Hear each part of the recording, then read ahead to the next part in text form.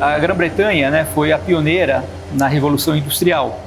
Então ela tinha um know-how, né, com essa parte de desenvolvimento, tanto de ferrovias como na indústria de uma maneira geral, muito grande, né?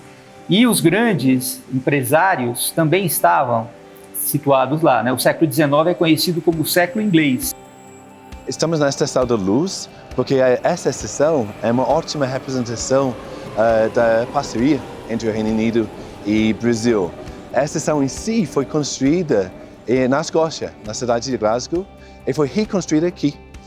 E também é um grande símbolo da importância da estação e da ferrovia para a economia de São Paulo, a economia do país. A importância que teve a ferrovia na formação de Santos e no desenvolvimento de Santos, no desenvolvimento do Estado e até do Brasil, ela é fundamental, tanto socialmente quanto economicamente. Foi uma ruptura entre um Brasil rural e um Brasil industrial. Muito importante para o avanço econômico do país e possibilitou a transferência de tecnologia do Reino Unido para o Brasil.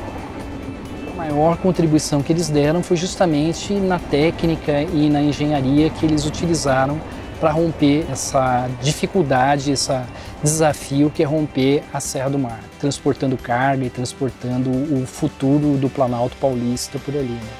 A iniciativa da construção da São Paulo Railway nasce da iniciativa do Barão de Mauá. Ele percebe que o eixo econômico, né, e com o café ia passar da região entre Rio e Minas, né, para São Paulo. A ideia era ligar o Porto de Santos o início da zona produtora. Então estabeleceram a cidade de Jundiaí como ponto final da linha.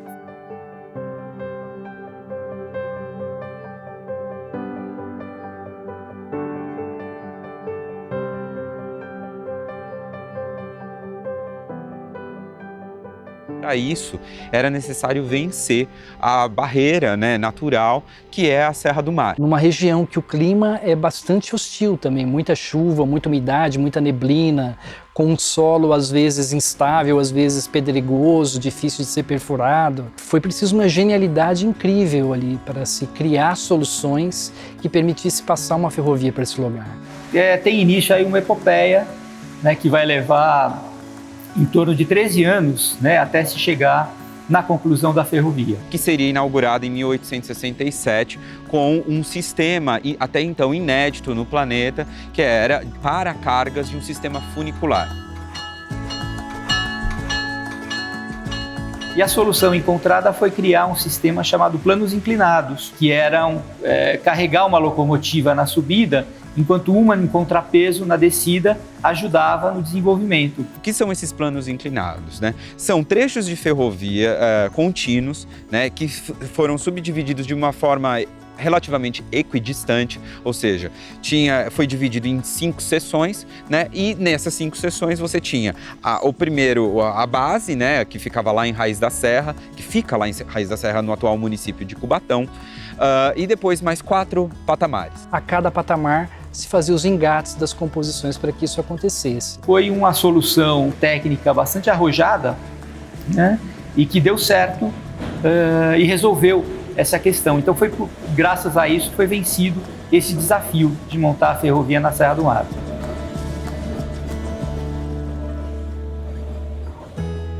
São Paulo Railway foi inaugurada em 1867. O Mauá já não participava mais da comissão, então ela se tornou uma ferrovia totalmente britânica, né? E o fato de ter vencido a Serra do Mar, né, esses 139 quilômetros entre Santos e Jundiaí, né, passando pela Serra do Mar, garantiu a São Paulo Railway o monopólio do transporte ferroviário e vai determinar o desenho da malha ferroviária de São Paulo. É a partir da São Paulo Railway que outras ferrovias, se utilizando da possibilidade de escoamento até o Porto de Santos, vão se conectar à São Paulo Railway. No fundo, o que nós vamos ter é quase uma mão espalmada no estado de São Paulo, em que a São Paulo Railway é quase como o antebraço, e a partir desse ponto de conexão, que seria como São Paulo ou Jundiaí, outras ferrovias vão se espalhar, vão se estender pelo estado de São Paulo até as suas fronteiras. Isso vai garantir para ela, nos 90 anos que durou a concessão, de 1870 e 56 até 1946, um domínio completo. Foi a ferrovia mais bem sucedida,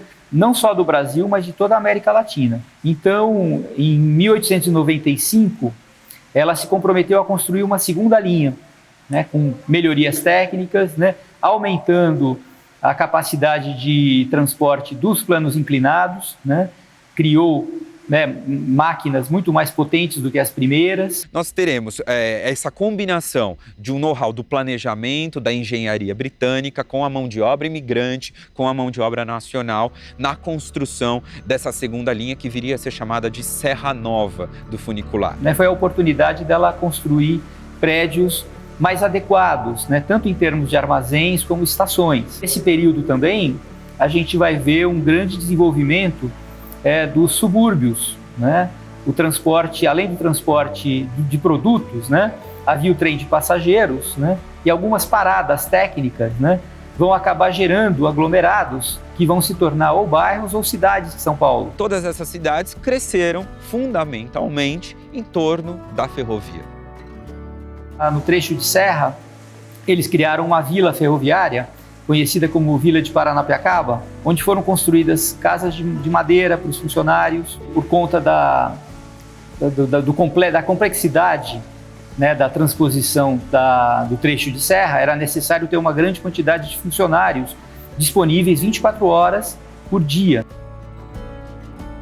Quando houve a duplicação da ferrovia, tem um documento governamental que pede que a companhia inglesa construa habitações condizentes ao seu transporte e à necessidade dos seus funcionários. E aí a São Paulo Railway realmente faz aqui, implementa no Brasil, uma cidade planejada como em poucos locais temos. Acho que é o exemplar único que existe no país.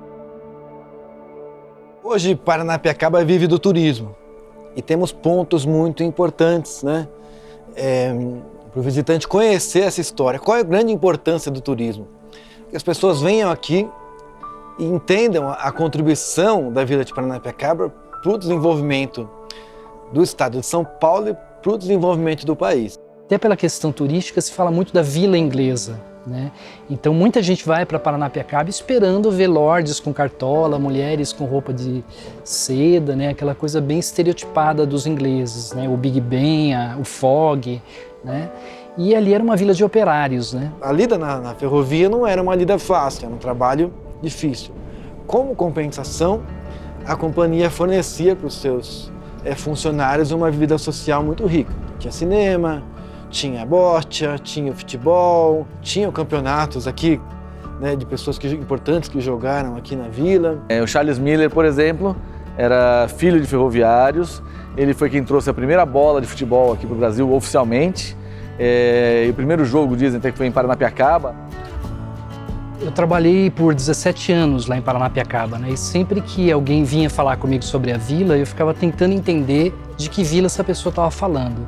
Se é a vila dos arquitetos, se é a vila dos biólogos, se é a vila dos moradores, se é a vila dos turistas, se é a vila dos ingleses, né? Então Paranapiacaba é um pouco de tudo isso, né? Paranapiacaba é esse conjunto de possibilidades. Ela representa a chegada dessa tecnologia, que mudou toda a história do estado de São Paulo e a história do país. As ferrovias, né, de uma maneira geral, e a São Paulo Railway em particular, ela tem uma importância fundamental no desenvolvimento de São Paulo.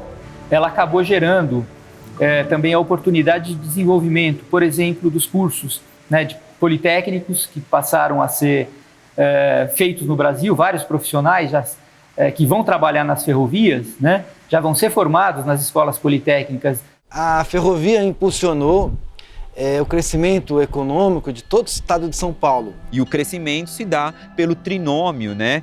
Ferrovia, imigração, café. E determinados historiadores e especialistas, pesquisadores, chamam esse período, né, de segunda fundação de São Paulo, né? Até então, uma cidade que não tinha uma relevância econômica nacional, como outras cidades, como Rio de Janeiro, Ouro Preto, Salvador, Recife. Naquele momento, com essa mudança do processo econômico nacional voltado para a produção cafeira e da industrialização paulista, São Paulo vai refletir tudo isso. A São Paulo Railway, né, teve uma concessão de 90 anos, né, em que ela permaneceu como uma empresa britânica no país. Quando acabou a concessão em 46, ela passou a ser uma empresa gerida pelo governo federal, né, chamada Santos Jundiaí, e posteriormente passar a ser integrante da Rede Ferroviária Federal. Mas o período áureo, né, de fato, foi o período dominado pelos britânicos, né?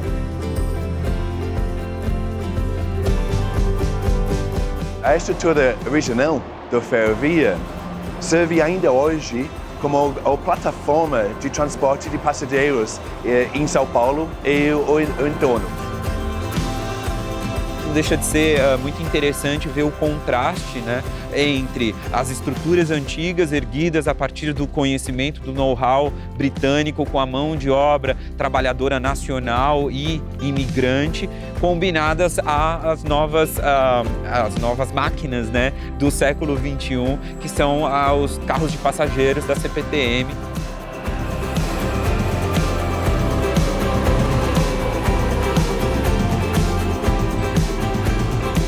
O legado da São Paulo Rail foi altamente expressivo. No que diz respeito ao desenvolvimento econômico do estado de São Paulo em geral, o desenvolvimento urbano desses municípios que ela corta, são 14 municípios, dos quais 12 hoje estão no ambiente da CPTM. A CPTM hoje tem 31 estações, dos quais 24 estações, ou seja, 77%, é de acervo remanescente da São Paulo Rail.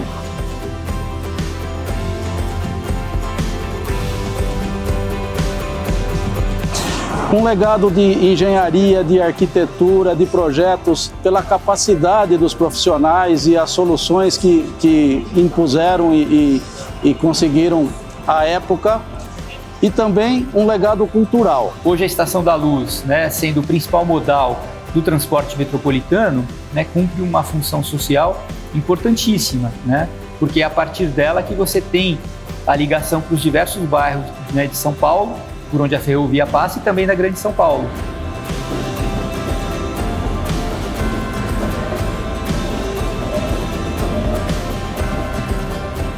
São importantes marcos arquitetônicos, né, de uma arquitetura que foi transportada para cá, né? Havia manuais de como cuidar daquelas estações, como fazer a manutenção. Então os britânicos tinham um cuidado com o patrimônio, né, que é admirável.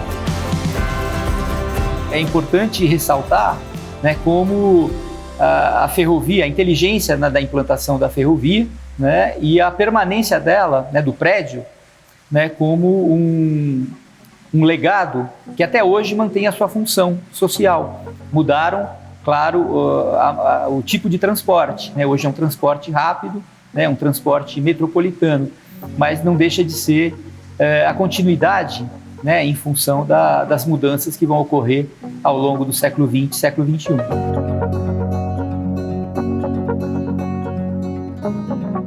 No Reino Unido, estamos desenvolvendo muitas tecnologias relevantes ao ferrovia e queremos compartilhar essas tecnologias com o Brasil, trabalhar junto com o Brasil para crescer ainda mais essa forma de transporte eficiente e verde. Hoje o Reino Unido se orgulha de ter um dos sistemas ferroviários mais seguros e mais avançados do mundo, sendo este um setor hoje de grande prioridade, né? Continua sendo um setor de enorme prioridade para o Reino Unido e hoje é objeto de um grande pacote de investimentos, de melhoria e de aumento de capacidade. Nesta década, o setor ferroviário terá um papel extremamente importante para endereçar alguns dos grandes desafios globais da atualidade. Tais como as mudanças climáticas, a digitalização cada vez maior nos setores produtivos e, obviamente, o aumento populacional. Então, hoje, o Reino Unido, seguindo o seu pioneirismo e a sua tradição de inovação no setor ferroviário, o vê como uma plataforma de se atingir esses objetivos e endereçar esses desafios globais. Assim sendo, o Reino Unido continuará na vanguarda e trilhará o caminho para o futuro das ferrovias. Quanto a nós, do governo britânico aqui no Brasil, nós temos total interesse em continuar com essa parceria de mais de 150 anos propiciando maiores interações comerciais, cooperações na área de tecnologia e apoio no Brasil em suas ferrovias.